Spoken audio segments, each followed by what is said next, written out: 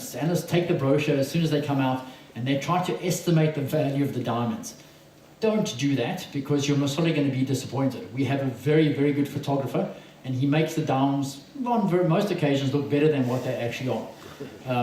But what I actually say to people is, don't look at the average dollar per carat. And people seem to sort of fixate on it. So for the first tender of this year, 20 diamonds, $50 million, average $40,000 a carat.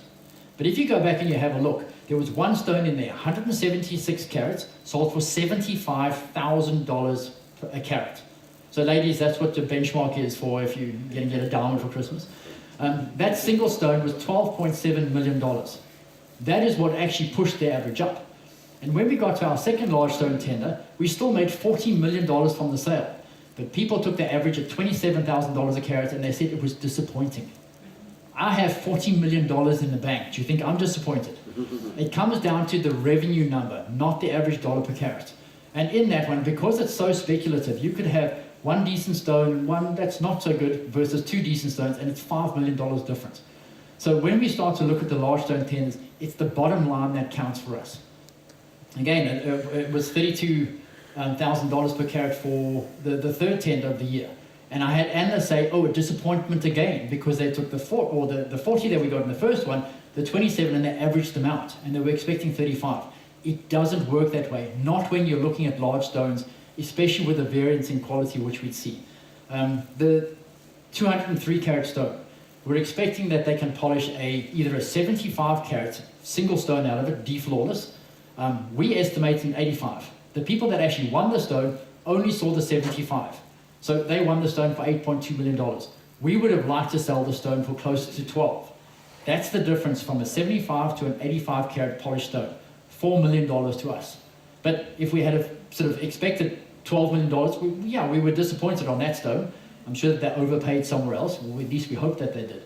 But that's the variance which you see. It's not difficult to see a big difference in one single stone from what we see and what everybody else. And we had, on that stone alone, I think we had 48 bids. It was an exceptional stone, but the highest was still significantly below what we had. So again, when we start to look at the average, it's better to look at the bottom line, because there's always going to be plus and minuses, especially in the large stones. But hey, $136 million from the sale of 50 diamonds, I would say that that's a win for us, even compared to what we did last year. We'll go on to so I think sort of if we look at one of the criteria which we changed compared to last year. Last year when we hadn't had a large stone tender before. So for our first exceptional stone tender, we'd actually gone back to the market and we said to them, what do you guys, your definition of an exceptional stone? And when they came back and said one or any single stone with a value north of $250,000, that was our criteria. This year, especially when mining into the South Lobe, we changed that. So out of the 50 diamonds which we sold, not a single stone had a reserve price less than $500,000. And when we look at the overall results, out of those 50 diamonds we sold, 41 of them sold for more than $1 million. So the criteria seems to be working. And we actually, when we now put out the brochure, we'll actually have clients calling us saying, you announced the tender, when's the brochure coming out? So it comes down to the demand for our stones. And other people sort of say, well, you've now sold 50 diamonds this year, 45 diamonds last year. What is the demand like for these large stones? So last week, Sotheby's sold $160 million worth of large stone diamond jewelry. The very next day, Christie's closed $90 million worth of diamond jewelry. The market for these stones is there. Not necessarily just as a piece of jewelry, but most of the time as an investment stone, but also as a transportable store of wealth. And we're seeing a lot more diamonds actually being sort of put in, because people understand the metrics of gold, and you can take $10 million and you can buy one diamond, or you can buy about 1,000 kilos of gold.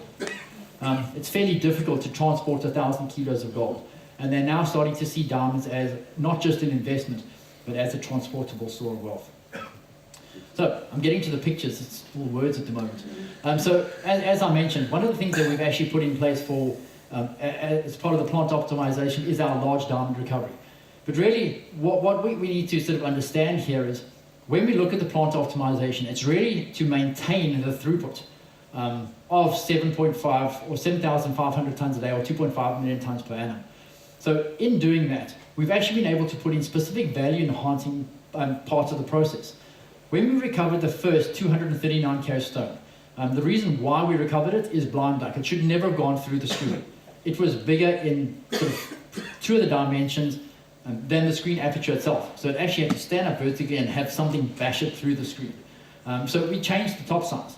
But it also meant by doing that, we are now throwing away to the tailings dump large particles. So in those large sort of pieces of tailings, there will be small diamonds enclosed in there. So we estimate that we could have lost maybe $2 million worth of small diamonds last year. But the math is fairly easy to do. $2 million worth of small, $72 million worth of large. But it's still $2 million which we would like to recover. So as part of the plant optimization, we're looking at the full value chain. So let's assume this is what we've actually been recovering. Right? So this is where the plant was set up to recover. By going to the larger size fraction, we're recovering a lot more here. We're actually losing a bit there. With the 281 carat stone and the 119, which I pointed out earlier, we know that there's more value on the upside. So the plant optimization is actually to take what we're recovering now, go larger, recover the value there, as well as recover there for the same throughput. So we are expecting that it's not going to happen every year. It will be sort of fairly volatile in terms of when we recover the large stones. But there's value now across the whole value stream which we are looking to recover. So with the plant optimization, the $55 million, we're looking to come in slightly underneath that. They're on schedule to actually have everything complete and commissioned most probably in May of next year. But we just said the second quarter, let's make it at the back end of the second quarter. So a couple of pictures. The white building which you see up, I'm not going to get it. The white building is our recovery building. If you are going into there, make sure, so it's a buyer reader to get in, but that's where all the magic happens. Make sure you've got clean underwear. It is a strip search on the way out. And it's because of the relative value. If you, and sort of whoever was here when I passed around the 239, that stone, something that big, $10 million. So it is vitally important for us to actually predict everything. So that's where the X-ray machines are. The building which is in the yellow square is this building. It is our new XRT building. It is the state-of-the-art technology. The XRT unit or the XRT machines actually replace about 4 unit processes and produce about a 50% diamond by weight concentrate. It is by far the latest and greatest technology. And again, I'm a process engineer by training, so I'm fairly biased when I say that the Korowe process plant, once the optimization project is finished, will be about 5 to 8 years ahead of any other diamond mine in terms of the adoption of appropriate technology. And it's appropriate for what we're trying to recover. It's appropriate for our sort of the ore characteristics specifically of the South Lobe. But what it does do is it maximizes diamond recovery from up to 65 millimeters. So we're looking for diamonds that big. I'm fairly convinced that somewhere in the resource, based on what we've seen, and it's based on if anybody had to draw a curve that say if you extrapolate that out, you're going to recover something large. We know that there's been a 500 carat stone. If it's a 600 carat stone, it goes into one of the top 20 largest diamonds ever recovered. Do we have that? I would like to think so. Do we have the technology to make sure we recover it whole? That's the more important thing. It's easy to say you had a 600 carat stone if you have 15 pieces. We'd like to have one piece because that's how we maximize value. So that's really what we're targeting as part of the overall process. So one of the things, the early diamond recovery, we actually have, and over the past 2 months, we've had a large diamond recovery. So we've got an XRT machine up and running. And it's been vitally important for us to actually get that in, not just in case we have a large diamond, which we want to recover, but it's also been quite a good learning curve for us. When we send samples to Germany for testing, it's blasted material, so it's nice and angular. However, when the material comes out of the mill, so I don't actually have a picture, from the mill, it goes over a screen, and then the large plus sort of 35 material goes to the large diamond recovery. But the mill rounds everything. So when it comes out of the mill, it's now round. To put a round particle into a belt that's traveling at 3.2 meters per second, we've been through that learning. Instead of having to wait until May when all the machines were installed, we've actually now gone through that. We know what is required. We've changed the feeders. We've changed the mechanism by which it feeds onto the belt. So by putting it in as a temporary process, we've actually been through the learning curve, which will accelerate how quickly we can actually get the plant up and running when everything is installed at the back end of the second quarter. And then just sort of on the top side there, we are adding It's not complexity to the plants, but we're adding a lot more sort of circulating loads. It's to make sure that, and again, from a diamond processing perspective, it comes down to maximizing value. What De Beers has most probably kept everything under a very dark cloth, saying, oh, diamond processing, it's all sort of smoke and daggers. It's actually not. Diamond processing is the simplest metallurgical process for the recovery of significant value. All that you're doing is you're taking a rock this size, you break it down, and you break it down softly or gently so you don't break the diamond. Take the diamonds out, break it down again. Take the diamonds out, break it down again. So when we say we're actually adding 19 conveyors into the process plant as part of the optimization, and it's making sure we recover diamonds before it gets to any comminution device. So before a diamond gets to any sort of piece of equipment where we can potentially break it and drop the value, we want to extract it, put the material back, take out whatever's in there, and that's really what we're doing. And you can see sort of a lot more conveyors than what we had when we first built it. So on to the exciting stuff. Where do we spend at least some of that capital which we've got? So we applied for 4 of the prospecting licenses which the government of Botswana made available. And I think because we have an operation and we actually have sort of, it's not that we have money, it's that we have technical expertise to actually evaluate these properties. We were awarded 2 of them. So I will walk across. First one is Block A. It's a really small one. I don't have my glasses, so I hope you guys can see it. It contains the BK2 kimberlite. It's a fairly small kimberlite, around about 2.5 to 3.2 hectares in size. Discovered similar to pretty much every other little blue spot in there in the late 60s, early 70s. Very little work was done on it.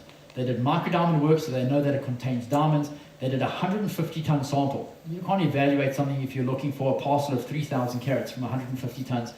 So that will be our first one. We'll actually have geophysics completed on that one before the end of the year. And then we'll move over and early in the new year, we'll actually start to do geophysics on this one. So that one's only about sort of I think it's just over 1 square kilometer. But this one is obviously more interesting. It's 55 square kilometers. It contains 4 kimberlites, which we know about. The one which is kind of unknown is this little blue spot over there. It's kind of on the boundary, that's AK16. So maybe 5 kimberlites. 2 of them drilled already, diamondiferous. The other 2 dike features, but it's a fairly large area.